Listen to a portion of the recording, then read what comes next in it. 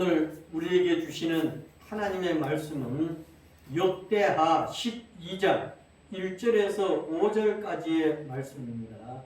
우리 다 같은 목소리로 함께 하나님의 말씀을 읽겠습니다.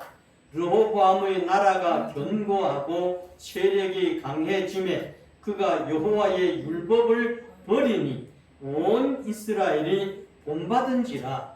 그들이 여호와께 범죄하였으므로 르호보암 왕 제5년에 애굽 왕 시삭이 예루살렘을 치러 올라오니 그에게 병거가 1200대요 마병이 6만 명이며 애굽에서 그와 함께 온 백성 곧 디비아와 숫과 구스 사람이 헤아릴 수 없이 많더라. 그때 유다 방백들이 시삭의 일로 예루살렘에 모였는지라. 선지자 스마야가 르호보암과 방백들에게 나와 이르되 시삭이 유다의 견고한 성읍들을 빼앗고 예루살렘에 이르니 여호와께서 이같이 말씀하시기를 너희가 나를 버렸으므로 나도 너희를 버려 시삭의 손에 넘겼노라 하셨다 한지라. 아멘. 오늘 이 말씀은 남왕조의 역사의 시작, 즉 분열 왕국이 되어지면서 새로운 역사가 시작되어져 가는 첫 번째, 즉 남왕조, 유다 왕조죠. 북왕조는 이스라엘 왕조. 그대로 이름을 가지고 있어요. 남쪽은 유다, 지파도 보면 북쪽은 이스라엘 열 지파예요. 반면에 남쪽은 유다와 베냐민 아주 작은, 가장 작은 지파죠. 그 지파만. 그래서 보통 남유다는 이 두 지파라 그러지 않고 한 지파, 유다 지파라 이렇게 말들을 하고 있습니다.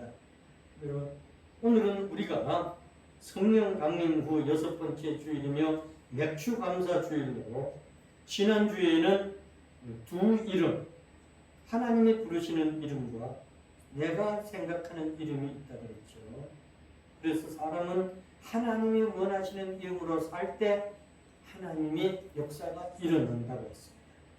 오늘은 이 분리된, 나누어진 왕조 중에 남왕조의 첫 번째 왕 르호보암의 역사를 통해서 저와 여러분들이 하나님을 만나는 시간이 되기를 축복합니다. 그래서 이 오늘 말씀 1절에 보시면 르호보암은 나라가 강해지고 세력이 강해지니까 하나님과 율법을 뭐 했다는 거예요? 버렸다. 자, 그랬더니 온 백성들도 이를 본받았다. 그랬어요. 그 백성도 뭐 했다는 거예요? 버렸다는 거예요. 여러분. 그래서 사람은 세력이 많아지고 강해지고 부해지고 풍부해지고 이럴 때 뭐가 들어와서 그럴까? 교만이 들어요. 그러니까 교만이 들어오니까 내가 한마디만 하니까 사람들이 다 이렇게 움직이네. 내가 이렇게 하니까 그냥 저마다 그러고 전부 나한테 붙으려고 그러네. 이런 생각이 들어요. 그게 교만이죠. 지금 이 남쪽의 왕은 바로 르호보암인데 이 사람도 역시 그랬단 말이죠. 그러므로 오늘을 사는 저와 여러분들도 혹시 내가 뭔가가 잘 되고 있다 싶으면 우리는 교만해질 수 있다는 것을 알아야 됩니다. 정말 여러분 예수 믿는 사람도 마찬가지입니다. 그래서 교회 안에 그렇게 열심히 봉사하고 꾸준 일은 혼자 다 하다시피 해서 모든 성도들에게 저 사람 앞으로 장로 돼야 되겠다 이래서 투표를 했는데 그전 당선이 됐어요. 근데 당선이 되고 첫 번째 온 성도들과 함께 교회 대청소하는 날이 되었을 때 그분의 본심이 드러났어요. 어떻게? 그냥 고개를 탁 쳐들고 기부사한 것처럼 해서 박 집사 거기 와서 이거 해. 김집사, 유리창 닦고. 그렇게 열심히 했던 강구시오. 즉 중직자가 되고 난다. 그렇게. 여러분, 그것은 왜 그럴까? 그 사람 속에 원래 그런 교만한 게 있었단 말이죠. 그 사람 속에 있었다. 겉에 보이지만 않았어. 감추어져 있던 거죠. 그래서 숨겨져 있던 교만의 본성이 드러나기 시작합니다. 여러분, 이스라엘의 초대 왕이었던 사울 왕도 여러분 보십시오. 통일 왕국에 세 왕이 있었죠. 첫 번째 왕이 사울이었어요. 그가 왕이 되기 전에 너무도 겸손했어요. 그러니까 그 사람은 덩치도 컸어. 모든 사람보다 어깨 위가 더 크더라고요. 그러니 엄청나게 사람 보기에 컸단 말이죠. 그리고 아주 겸손했어요. 그래서 하나님이 그를 왕으로 세우라. 그런데 자기 세력이 강해지고 왕이 되고 보니까 이게 뭐 그냥 농촌에 가만히 있던, 즉 아버지 농사를 돕고 아버지의 양무리를 돕고 할 때 비하니까 내가 말만 하니까 모든 게 되네. 그러니까 마치 자기가 하나님인 것으로 착각합니다. 그래서 역시 하나님을 버렸어요. 왕권이 강해지니까 그렇게 됩니다. 여러분, 이렇게 정말 교만이 이렇게 됩니다. 여러분, 그뿐입니까? 정말 초대왕만 그런 게 아니죠. 오늘 우리가 살고 있는 이 시대 속에서 모든 사람들이 그래요. 오늘 그래서 잠언 16장 18절 말씀해 보시면 교만은 패망의 선봉이라고 했어요. 거만한 마음은 넘어짐의 앞잡이라고 했어요. 여러분, 르호보암 왕이 초기 3년 동안은요, 성경을 보면 아주 하나님의 법에 따라서 행했어요. 그러니까 하나님이 그 3년에 엄청나게 쏟아부어졌어요. 점점 강해지고 세력이 많아지니까 그만 교만이 싹트기 시작합니다. 부강해지니까, 세력이 많아지니까, 왕을 따르는 사람들이 많아지니까 전부가 우리 저 왕 진짜 처음에는 좀 그런 것 같더니 괜찮네, 전부 따르기 시작했어요. 그러면 거만이죠. 교만이죠. 그런데 여러분, 백성들은요, 지도자를 따라가다가 보면 그 지도자가 잘못하는 것까지도 따라. 오늘 말씀 분명히 그러죠. 1절에 그가 하나님의 법을 버리니까 백성들도 저 사람 맞아 하다가 그 사람 버리니까 그래, 그럼 우리도 그러지 뭐. 그리고 그 사람을 따라가. 여러분, 그로 인해서 하나님의 심판이 임하게 되었습니다. 여러분, 그 뒤에 2절에 나오죠. 르호보암 왕 제5년에 오래 못 갔습니다. 한 3년까지 하나님이 엄청나게 복을 주셨는데 그만 교만해지니까 5년째 될 때 애굽 나라의 왕이 시삭이 군대를 거느리고 올라왔는데 자기 나라만 온 게 아니야. 그 뒤에 보면 몇 개 나라와 동맹을 해서 오는 거예요. 여러분, 그래서 애굽 나라 시삭이 여러분, 뭐가 여기 보면 그러죠. 병거가 오늘날로 말하면 뭐냐 하면 탱크가 이 말이에요. 즉 포대가 이 말이야. 포를 쏘는 포병, 포대가. 여러분, 그 포 한 대가 어마어마한 겁니다. 근데 무려 1200대. 우리나라의 포, 여러분 몇백 대 있겠죠. 많아야 알 수는 없지만. 근데 그때 당시에 이런 게 1200대라고 하면 어마어마한 겁니다. 그뿐이 아니라 또 말을 타는, 그때는 이제 마병이니까 말을 타고 쏘는 전쟁을 했는데 훈련된 사람이 몇 명이라고요? 6만 명, 어마어마하죠. 그리고 그와 함께 올라오는 백성들, 즉 군인들이 리비아의 군인, 수의 군인, 구스의 군인 이런 게 연합해가지고 올라오는데 헤아릴 수가 없이 많았다. 르호보암이 하나님을 버렸고 나니 즉각적으로 하나님의 징계가 왔는데 이랬어요. 여기 르호보암이 1절에 버리니 이 말이 뜻이 원래 듣던 단어를 뭐라 그러냐 하면 아자브라고 하는 단어래요. 근데 이 아자브라고 하는 단어의 뜻은 느슨하게 하다, 버리다, 떠나다 이런 뜻이 있다는 거예요. 여러분, 그러니까 하나님과의 언약 관계를 의도적으로 버렸다는 말이에요. 이것을 요즘 신학 용어로 말하면 배교했다 이런 말이에요. 사람은 강하고 부해지면 이렇게 하나님을 떠나는 습성이 있다. 그러므로 우리는 뭔가가 잘 되고 부요해질 때 하나님 앞에 더 엎드려야 돼. 더 기도해야 돼. 신명기 8장 12절에서 14절에 모세도 그랬어요. 너희들이 먹어서 배부르고 아름다운 집을 짓고 거주하고 소와 양과 우양이 많고 임금이 증식되면 즉 부강해지면 다 풍부하게 될 때 내 마음이 교만해서 하나님을 떠나지 않도록 해라.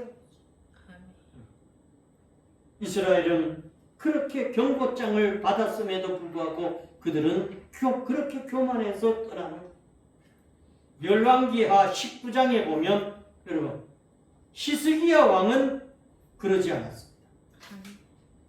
아수르의 침공이 됐을 때 그는 하나님 앞에 베옷을 입고 하나님 앞에 엎드려 겸비했다. 하나님은 그의 기도에 응답해서 아수르 군대 18만 5천 명을 하룻밤에 송장으로 만들어 버렸습니다. 요나서 3장을 읽어보면 요나의 전도를 받고 그 어느 나라죠? 여러분 요나의 전도를 받고 니느웨였어요. 이 니느웨의 왕을 비롯한 온 백성들이 다 심지어는 짐승들까지도 금부시켰다. 3일 동안이나. 그랬더니 하나님이 멸망시키려고 했던 뜻을 돌이키신 거예요. 이렇게 철저하게 겸손하게 회개하면 하나님의 심판도 돌이키는 막강한 힘이 주어집니다. 르호보암의 겸손과 회개가 일시적이었어요. 솔로몬의 영광스러웠던 그 엄청난 금방패를 빼앗겼어요. 그래서 녹방패를 대신해서 그가 회개했다고 했어요. 그런데 잠시였습니다. 여러분, 사람 속에는 근본적인 죄성이 해결되지 않으면 이게 고쳐지지 않는 거예요. 잠시 모면하기 위해서 회개하고 고치고 그러는 거예요. 근데도 하나님은 참 그런 것까지도 들어주시는 거예요. 그래서 위기를 모면하게 하는 거죠. 그러나 빌립보서 2장 8절에 보세요. 사람의 모양으로 나타나셨던 예수 그리스도는 자기를 낮추시는데 어디까지 낮추셨나? 죽기까지 낮추시고 복종하셨다. 십자가에 죽으셨다.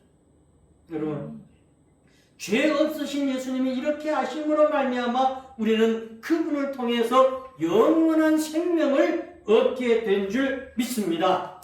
그래서 주님은 거기에서 그렇게 실천해 가시면서 용서를 말씀하셨어요. 여러분, 우리는 이 용서에 대해서는 우리나라의 손양원 목사님이 저 여수 애양문에 지금도 서 있습니다만 그걸 일으키셨던 손 목사님이 주님처럼 사십니다. 대표적인 거죠. 1948년 10월 19일 날 여수 반란 사건이 일어납니다. 그때에 이 손 목사님의 아들 두 형제 동신이와 동인이라는 형제가 있습니다. 근데 이 두 형제는 그 반란 사건에 그만 죽습니다. 손양원 목사님은 안재선이라고 하는 청년이 자기 아들 두 형제를 죽였다는 소식을 듣습니다. 안재선은 그때에 바로 그 반란군이죠.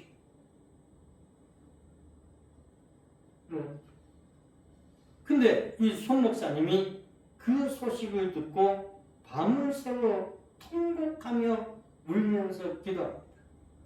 그러면서 뭐라고 하나? 이미 내 아들 두 형제는 죽었지만 근데 내 아들 두 형제는 천국 갔다. 근데 내 아들 죽인 저 안재선이는 그대로 죽으면 지옥 갈 텐데 저 영혼이 불쌍해서 어쩌나. 그러면 그렇게 다른 사람이 보면 아들 두 형제 죽은 것 때문에 통곡하고 기도하는 것 같은데 본인은 그게 아니다. 저 내 아들 죽인 안재선이 그대로 죽으면 지옥 가는데 그게 불쌍해서 그렇다. 결국에는 그 목사님의 마음에 감동이 움직여지고 그를 살려야 한다. 용서해야 한다. 그 밤에 기도하면서 그 생각에 떠나지 않았어요. 26일 날 두 아들의 시체를 대하게 됩니다. 그 사모님 성함이 정양순 사모님이라고 합니다. 얼마나 비통하겠습니까? 그런데 두 아들을 잃은 그 비통은 불구하고 손 목사님은 그 좌익이 원수라고 볼 수 있잖아요. 안재선을 살려야 돼요. 여러분, 이것이 주님의 사랑이에요. 그래서 두 아들을 죽인 안재선이 체포되어서 지금 며칠날 총살한다는 걸 듣게 돼요. 그때 당시는 그랬어요. 그래서 그는 그때 당시에 계엄 사령관에게 감청을 하러 사람을 보냈는데 자기의 딸을 보냅니다. 자기 딸 이름이 손동희입니다. 동희인데 동희야, 내가 써주는 이걸 가지고 가서 내 뜻을 전해라. 내가 무엇 때문에 5년 동안이나 옥고를 치르고 나왔겠냐? 하나님의 말씀을 따라 살려고 했던 거예요. 그래서 나 때문에 너희들도 이렇게 어려움당하지 않았니? 그러면 하나님은 원수를 사랑하는 것도 똑같이 말씀을 주신 거예요. 그럼 저거는 했는데 이거 안 하면 안 한 거야. 이것도 해야 돼. 그 딸이 악을 쓰면서 아버지 그건 아니야 그런데도 딸을 설득하고 원수를 사랑하는 말씀도 똑같은 하나님의 말씀입니다. 그러니 해야 돼. 그래서 하는 수 없어 이 딸은 아버지의 명을 받고 갑니다. 몇 번이나 그랬지만 아니야. 용서만 가지고는 안 돼. 사랑이에요. 주님은 원수를 사랑하라고 했어. 아버지 말씀대로 결국은 딸이 국군에게 갑니다.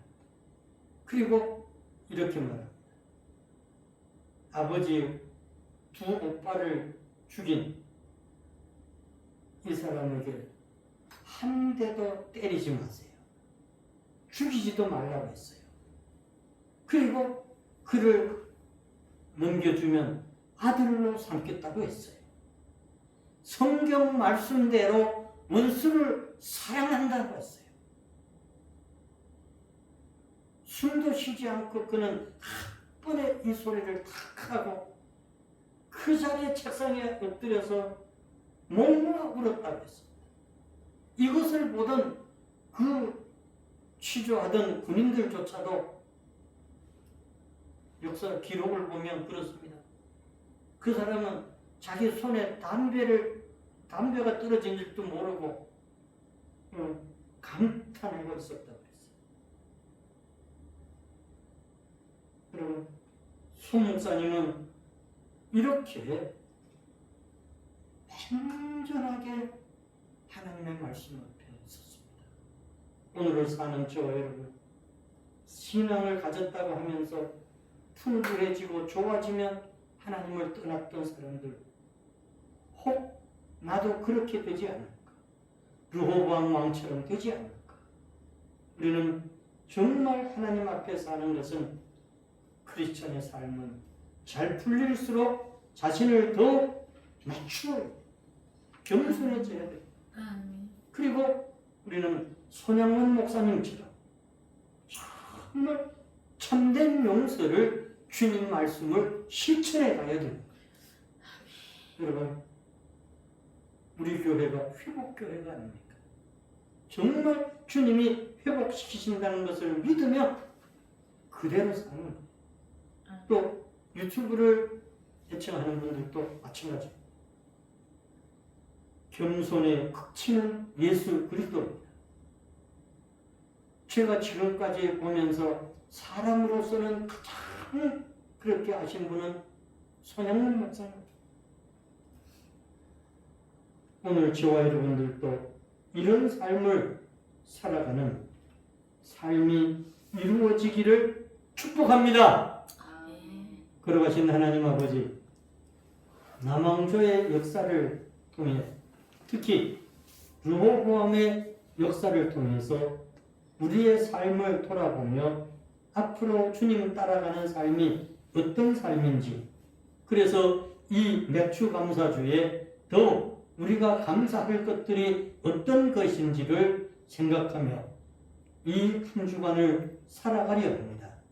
성삼위께서 저들을 이끌어서 주님 말씀 그대로 살게 하시되 우리의 믿음의 선조 손양원 목사님처럼 살 수 있는 믿음의 사람으로 만들어 쓰시옵소서. 예수님 이름 받들어 기도드립니다. 아멘.